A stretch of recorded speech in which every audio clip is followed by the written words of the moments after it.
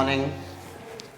स्वागत है आपका हमारे यूट्यूब चैनल MPIC कैंपस पर। और हम भिन्नों का टॉपिक वर्ग 3 के लिए पढ़ रहे थे, जिसमें हमने अब तक 33 क्वेश्चन कर लिए थे कल तक, है ना। आज 34वें क्वेश्चन से स्टार्ट कर रहे हैं। तो पहला जो हमारा क्वेश्चन है वो है, दो भिन्नों का गुणनफल 14/15 है, भागफल 35/24 है, बड़ी भिन्न हमको बतानी है। तो ऐसे प्रश्न में हमको, जैसे मान लो मैं दो भिन्न मान लो कि बड़ी भिन्न है x और छोटी भिन्न है y। छोटी भिन्न क्या मान ली y, ठीक है। अब गुणनफल दिया है 14/15, यानी x का गुणा करें y से तो आएगा 14/15। एक इक्वेशन डाल दी मैंने, ठीक है।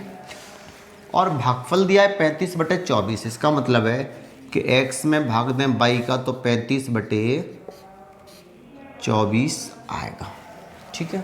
अब मुझे निकालना है x का मान। तो मैं क्या करूँगा, यहाँ से सॉल्व, या मैं ऐसा करता हूँ कि दोनों समीकरणों का गुणा कर देता हूँ, एक का और दो का गुणा कर देता हूँ।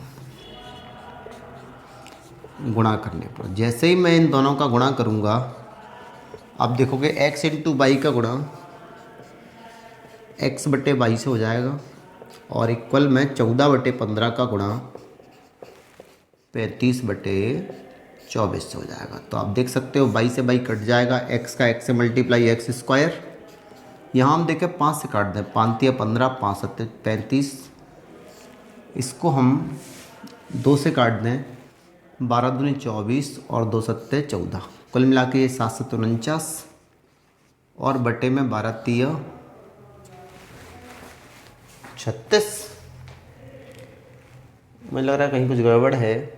35/24 ठीक है, 14/15 ठीक है, सही काटा नहीं है शायद। ये मैंने 5 से काटा है, 5 × 15, 5 7 35। इसको 2 से काटा, 12 दूनी 24, 2 7 14। तो x² की वैल्यू 7 7 49, 12 3 36, ठीक है। अब यहाँ से x निकालेंगे तो वर्ग को बदल रहा है वर्गमूल, और 49/36 का वर्गमूल क्या आएगा, 49 का 7 और 36 का 6। इसका मतलब ये है कि सवाल में जो बड़ी संख्या है वो 7/6 है। यदि हमें छोटे निकालनी होती तो x की वैल्यू को समीकरण 1 या 2 में रख देते तो y की वैल्यू भी आ जाती, ठीक है। बात करें क्वेश्चन नंबर 35 की। 4 का स्क्वायर बटे 9 के स्क्वायर के अंश और हर प्रत्येक में कितना जोड़ा जाए कि 4/9 प्राप्त हो। 4 का स्क्वायर होता है 16, 9 का स्क्वायर होता है 81। अब अंश और हर दोनों में जोड़ने के लिए कह रहा है, तो मान लो कि हमने x जोड़ा, तो अंश में भी x जोड़ेंगे और हर में भी x जोड़ेंगे, और प्राप्त क्या करना है 4/9। बिल्कुल बेसिक तरीके से करा रहा हूँ। क्रॉस मल्टीप्लाई कर दें, 9 का 16 से 144, 9 का 1 से 9x, 81 का 4 से मल्टीप्लाई, 4 एकम 4, 4 अट्ठे 32 प्लस 4x। x वाली टर्म एक तरफ लिया, 9x, 4x को बदल रहा है माइनस के 4x, 324, 144 को बदल रहा है माइनस के 144, घटाएंगे 5x, ये 0 8 1 180 और 5 से काट दो, 5 × 15, 5 × 30। तो x की वैल्यू क्या आ जाएगी 36। इसका मतलब ये है कि 4 का स्क्वायर बटे 9 के स्क्वायर में जब 36 जोड़ेंगे तब हमको 4/9 प्राप्त होगा। ओके, अगला क्वेश्चन है क्वेश्चन नंबर 36। एक भिन्न के अंश और हर का योग 11 है। यदि अंश में 1 जोड़ दें और हर में से 2 घटा दें तो भिन्न 2/3 प्राप्त होती है। मूल भिन्न क्या होगी, ठीक है। तो ऐसे क्वेश्चनों को सॉल्व करोगे तो टाइम लगेगा। तो हमें क्या करना है, ऐसे क्वेश्चनों में हमेशा ऑप्शन से सेटिस्फाई करना है क्वेश्चन को। कैसे, जैसे उसने कहा कि अंश और हर का योग 11 है, तो हम देखें अंश और हर का योग यहाँ भी 11 है, 10 और 1 11, 6 और 5 11, 7 और 4 11, 8 और 3 11, यानी योग प्रत्येक ऑप्शन में 11 आ रहा है। अब हम दूसरी शर्त देखें, जिसमें दूसरी शर्त लग जाएगी वो आंसर हो जाएगा। यदि अंश में 1 जोड़ दें, जैसे मैं डी ऑप्शन ले लूँ, अंश में 1 जोड़ दूँ तो 1 में 1 जोड़ा 2, और हर में से 2 घटा दें, 10 में से 2 घटाएंगे तो 8, 2 एकम 2, 2 चौके 8। तो हमको प्राप्त हो रहा है 1/4, जबकि वो कह रहा है कि प्राप्त होना चाहिए 2/3। तो ये ऑप्शन नहीं है, इसका मतलब ये गलत। इस ऑप्शन को चेक करें, अंश में 1 जोड़ दें, 5 में 1 जोड़ोगे 6, और हर में से 2 घटा दें, 2 घटाओगे 6 में से तो 4, 2 दूनी 4, 2 3 6। तो प्राप्त हो रहा है हमको कितना 3/2, जबकि लाना हमको 2/3 है, मतलब ये ऑप्शन भी गलत है। इस ऑप्शन को देखें, ये ऑप्शन है 4/7, ठीक है। अंश में 1 जोड़ दें, 4 में 1 जोड़ें 5, और हर में से 2 घटा दें, 7 में से 2 घटाए तब भी 5, तो भी हमको मिल रहा है 1, मतलब ये भी नहीं है। इसका मतलब है कि ए ऑप्शन इस सवाल का आंसर होगा। हम करके देख सकते हैं। अंश में 1 जोड़ दें, 3 में 1 जोड़ें 4, हर में से 2 घटा दें, 8 में से 2 घटाए 6, 2 तिया 6, 2 दूनी 4, मतलब 2/3 आ रहा है। यही लाना था हमको 2/3। मतलब ये ऑप्शन ऐसा है जो इस प्रश्न के दोनों शर्तों को सेटिस्फाई कर रहा है। जबकि पहली शर्त को तो 4 ऑप्शन सेटिस्फाई कर रहे थे, लेकिन दूसरी शर्त को केवल पहला ऑप्शन सेटिस्फाई कर रहा है। इसका मतलब ये है कि पहला ऑप्शन इस सवाल का आंसर होगा 3/8। बात करें प्रश्न नंबर 37 की। एक भिन्न के अंश और हर प्रत्येक में 1 जोड़ने पर भिन्न 2/3 प्राप्त होती है। मूल्य भिन्न हमको बतानी है। इस प्रश्न में यदि हम सॉल्व करें तो देखो तुम ऑप्शन से सेटिस्फाई, अंश और हर प्रत्येक में 1 जोड़ने पर, यहाँ मैं 1 में 1 जोड़ दूँ 2, और 2 में 1 जोड़ दूँ 3, इसका मतलब यहाँ से मैं 2/3 प्राप्त हो रहा है। लेकिन यहाँ मैं देखूँ 5 में 1 जोड़ दूँ 6, 8 में 1 जोड़ दूँ 9, 3 तिया 9, 3 दूनी 6, तो यहाँ भी हमको 2/3 प्राप्त हो रहा है। बात करें सी ऑप्शन की, 11 में 1 जोड़ दें 12, और 17 में 1 जोड़ दें 18, 6 तिया 18, 6 दूनी 12, यानी यहाँ भी हमको क्या प्राप्त हो रहा है 2/3। तो 3 ऑप्शन हमको ऐसे मिल रहे हैं कि 2/3 प्राप्त हो रहा है। इसका मतलब ये है, कैसा क्यों हो रहा है? क्योंकि इस सवाल में केवल एक ही शर्त है। जब किसी सवाल में एक ही शर्त है मतलब एक ही समीकरण बनेगा, और एक समीकरण के तो अनंततः अनेक हल हो सकते हैं। हम 10th क्लास में ये बात पढ़ के आए हैं कि एक ही समीकरण बनेगा तो उसके बहुत सारे आंसर हो सकते हैं। इसका मतलब इसके बहुत सारे आंसर हो सकते हैं, मतलब ये है कि हम निर्धारित नहीं कर सकते इस सवाल का क्या आंसर होगा। तो हमें हमेशा ध्यान रखना है कि ऐसे प्रश्नों में कभी भी एक ही शर्त दी हो तो हमेशा उसका आंसर क्या लगेगा, निर्धारित नहीं कर सकते। ठीक है, करो। अगला क्वेश्चन है क्वेश्चन नंबर 38।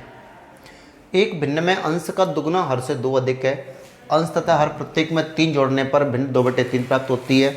मूल्य भिन्न हमको बतानी है। तो इस प्रश्न को भी हम ऑप्शन से सेटिस्फाई कर देंगे। उसने कहा कि अंश का दुगना हर से 2 अधिक है। क्या 5 का दुगना होता है 10, और ये है 18, तो क्या 18 से 2 अधिक है 10?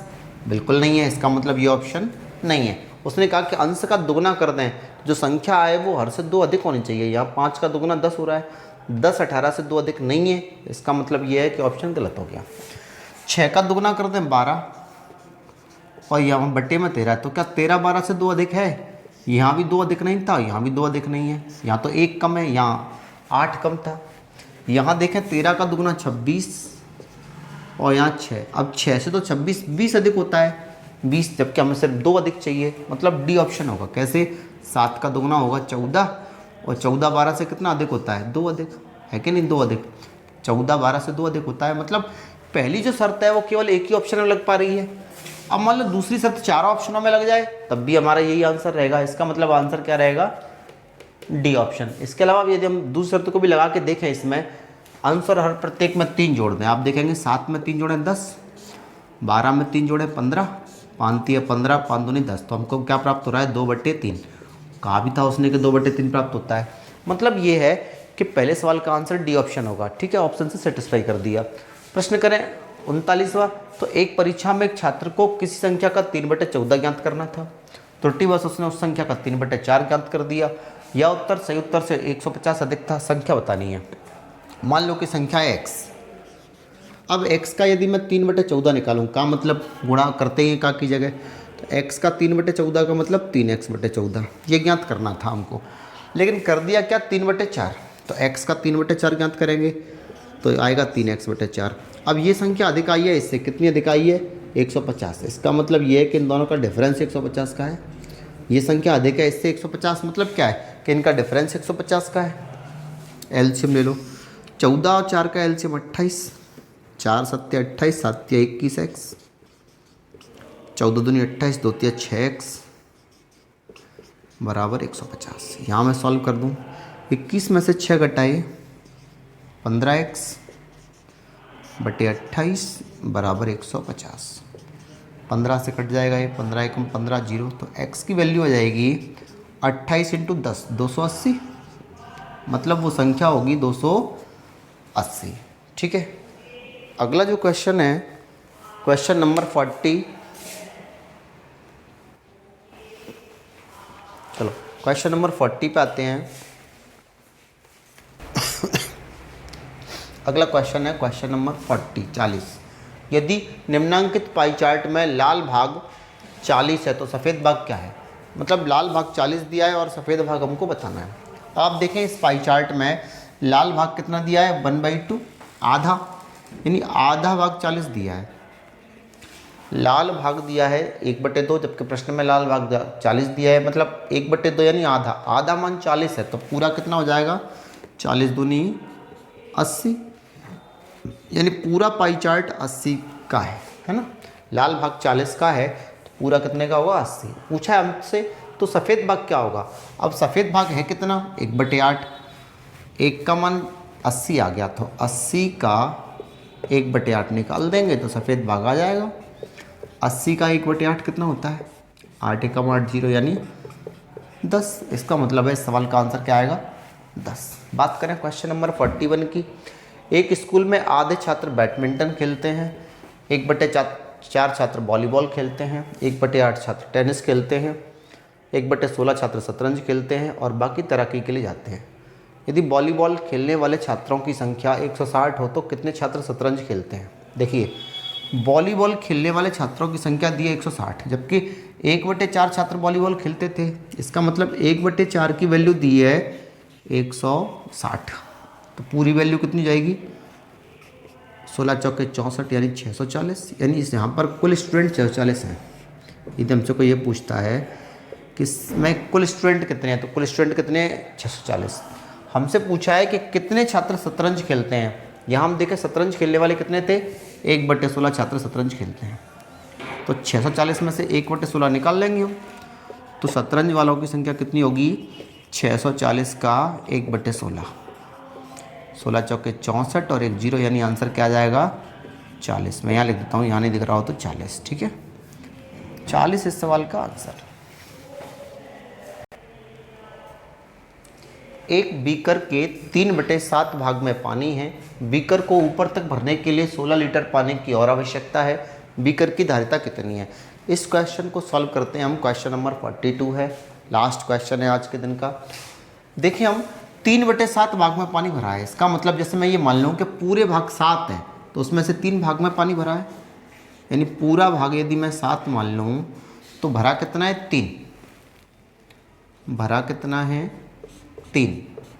इसका मतलब खाली भाग कितने हैं, तो आप कहोगे कि 7 में से 3 भरे हैं तो खाली 4 है, ठीक है 4 भाग खाली हैं।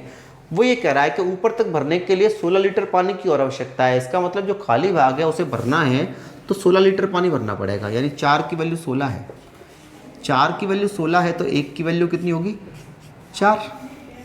और हमसे ये पूछा गया है कि बीकर की धारिता कितनी है, मतलब पूरा पानी कितना आता है, तो 1 की वैल्यू 4 है और हमें 7 की वैल्यू निकालनी है, तो 7 × 4 यानी 28 लीटर, ये बीकर की धारिता आ जाएगी, ठीक है।